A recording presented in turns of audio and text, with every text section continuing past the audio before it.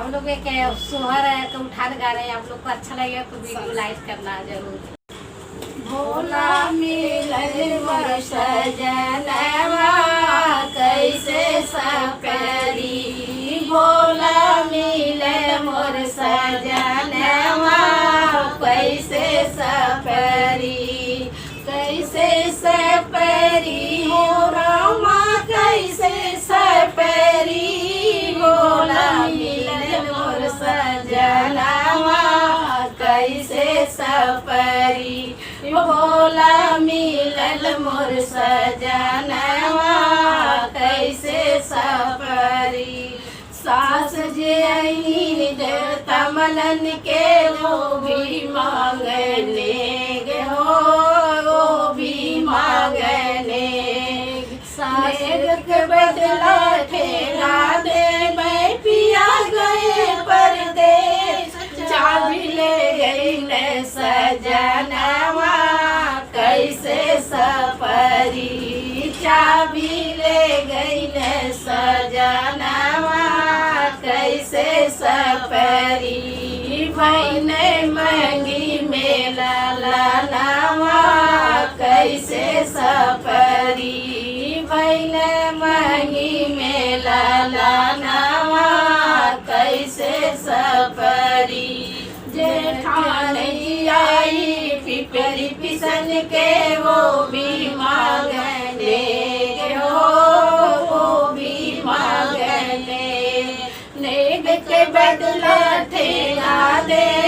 पिया गए परदेश, चुंदी ले गई न सजनवा कैसे सफरी, चुंदी ले गई न सजनवा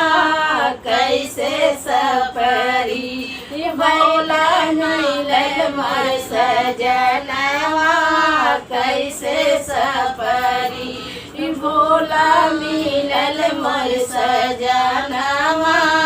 कैसे सफरी। ननद जी आई ससुर पोतन के वो भी मांगने हो, वो भी मांगने नेक बदला ठेला दे पिया गए परदेश, चाबी ले गई न सजनवा कैसे सफरी, चाबी ले गई न सजनवा कैसे सफरी, भैल मांगी मेला लानवा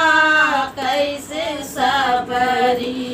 भैल मांगी मेला लानवा कैसे सफरी। गोतनी जी आई चोहर गमन के वो भी मांगने हो, वो भी मांगने नेग के बदला ठेला दे पिया गए परदेश, चुंदी ले गई न सजनवा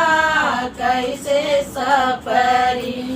चुंदी ले गई न सजनवा कैसे सफरी, भोला मिलन मोर सजनवा कैसे सफरी, भोला मिलन मोर सजनवा